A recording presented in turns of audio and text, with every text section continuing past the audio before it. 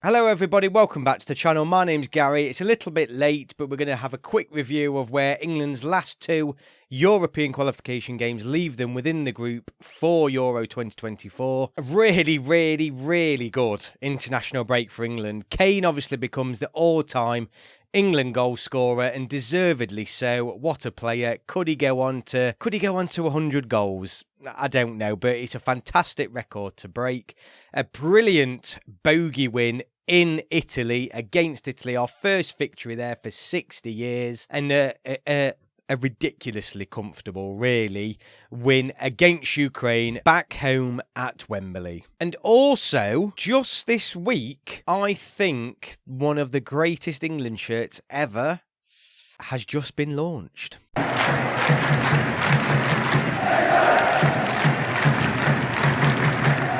So England versus Italy on the 23rd of March, England's first game against Italy in Naples, and Italy's first game in Naples in 30 years.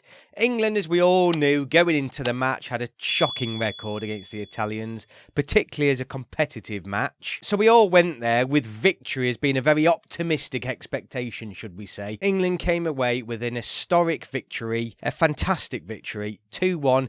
England in that first 45 minutes were the best we have seen them in a long time, and a lot of us were talking about this on the bus on the way home, and a lot of lads agreed, as one of the lads mentioned on the bus, that this was probably our best performance since the victory against Spain in Spain when we won 3-2, as you remember. And I will agree. England were just absolutely phenomenal in that first half. Absolutely unplayable. Jude Bellingham, again, showing how important he is going to be to this England team. And Harry Kane was almost unplayable. The ball had like some sort of super glue stuck to his feet. He was fantastic.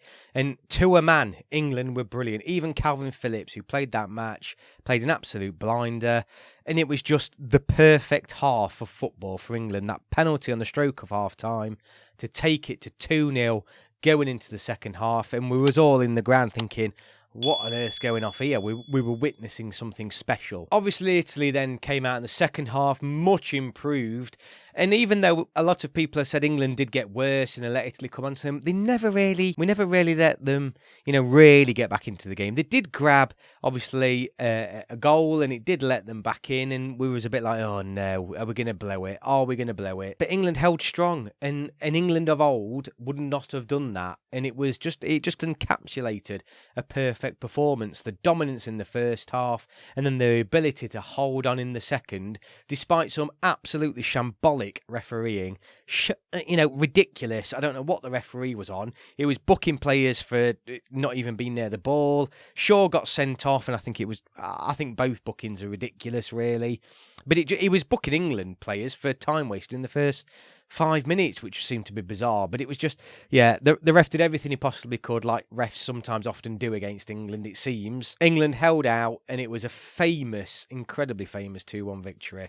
And a thoroughly deserved one that set the group up brilliantly for England, because that is by far England's toughest away fixture in this group game. Easily by far. And even more so given the performance that will come on to us in a minute against Ukraine. Italy showed that they are the strongest team within this group, other than England. And the fact that we've gone there and got the victory, with the top two teams going through almost, dare I say it, without being too, overly confident, England are basically through to Euro 2024. And of course, Harry Kane on the night, breaking the record. He was always going to do it, wasn't he? But it was unsure whether he was going to do it in these two games, given the opposition we had. So Harry Kane with the penalty, and it was what his first half display deserved. He was phenomenal throughout. It's a shame it came in a penalty. I hate people, but he only scores penalties against crap teams. You've still got to stick them in the back of the net, as we'll all know from the match against France. Penalties aren't easy. And he hasn't scored a huge amount of penalties for England. And like I said, he's still got to stick them away. So I would like to have seen him score from open play, but the whole performance and the goal capped off a brilliant night, and Harry Kane deservedly is now England's all-time male top goal scorer. So that meant we were coming back home on the back of that victory against a Ukrainian side where not a lot of people knew really what to expect. It had been a while since Ukraine had played because they didn't play on match day 1, so we had nothing to compare them to. It was a funny atmosphere as well because a lot of Ukrainian fans were invited there as refugees to come and see the game in the home end, and it almost had a feel like we were there to support Ukraine as much as to watch a football match. So the competitive edge a little bit wasn't quite there from, I would say, from both teams really, and it certainly reflected within the atmosphere. The Wembley atmosphere that day was it was a joke. It was everything wrong with new corporate football. It was so poor, too many families, too many invitations to, but it was just the worst atmosphere I've ever. You would not have thought 90,000 fans were in that ground at all. It was an absolute disgrace of an atmosphere, really. But those, the hardcore fans, those that had been to Italy, probably were still on a bit of a come down from that, if I'm honest with you, because it was a big away day. And other fans, it just almost seemed expected that we would beat Ukraine, and Ukraine never really went for it and seemed completely happy to come to Wembley and lose by a couple of goals. We all know that in the Euros we beat them 4-0, but you just felt that's why they probably felt 2-0 was comfortable. On another day, we can beat them by that amount, but I do think they sold themselves a little bit short on the day. They were just really poor throughout, and the match was boring. It was really, really boring. I mean, Harry Kane, he got another goal, so he's gone 2 ahead of the record, like I've said, and Saka did score an absolute blinder of a goal, a fantastic goal. If you haven't seen it, go and watch the highlights. It's an absolute wonderful strike from the edge of the box. But all in all, it was just a poor game, really poor game. The same players, though, stood out. Jude Bellingham in particular, again, was absolutely fantastic. And it leaves England now, as you can see, on 6 points at the top of the group and looking pretty comfortable. Like I said, considering who we've played in these opening 2 games, with the top 2 going through, it's done and dusted. It is, I hate to say it, but it's done and dusted, and England have had the perfect international window, really. No injuries, players breaking records, and all-round positive performances. Now, just before I go, this brings me on to this week. Obviously, the finalissima, however you pronounce it, is this Thursday for the women's football, the first ever one, and it's England versus Brazil. So, definitely worth a watch this Thursday, given the fact that it is the first ever. And who knows what's going to happen with these finalissimas? Are they going to become a big thing? Who knows? But it'll be worth a watch. But England's women have dropped their new England shirt. Now, we all know the men's, which are these here. I think they're terrible. I think they're some of the worst England shirts. I mean, particularly the white one. I think that's one of the worst England shirts we've ever had or ever seen. I don't want to see it. It makes me feel sick. But the English women have produced a couple of absolute blinders this week. I have got mixed views on this now, given a comment I had. So let's have a look at them. So here's the 2 kits. Now, as you can see already, just straight away, they're better than the male kits. Hands down, far better. Looking at the white one, though, when I first saw that shirt, I thought, that's tidy. That is well nice.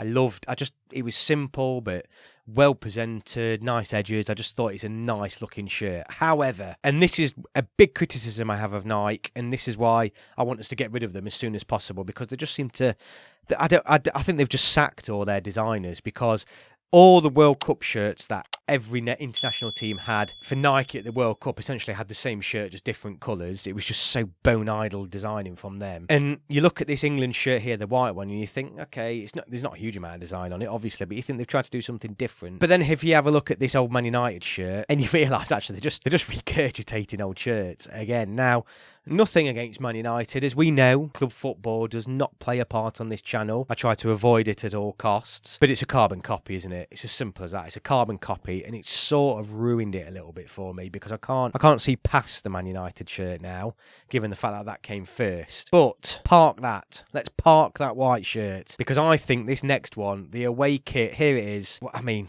look at that. I think that is a phenomenal shirt, absolutely phenomenal, and I will be buying it. No doubt I'll be buying it, and I just think it's a brilliant shirt. It's an absolute fantastic shirt.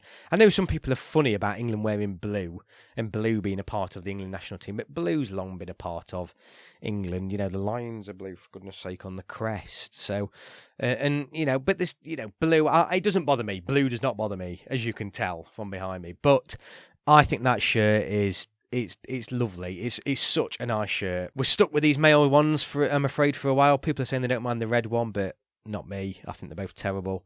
But that blue one is an absolute blinder. So that's it. Thank you very much for watching. So a lot happening with the England women coming up over this summer, obviously, and even this week. If you're new to the channel, please like and subscribe. And thank you all for watching. I will see you all on my next video.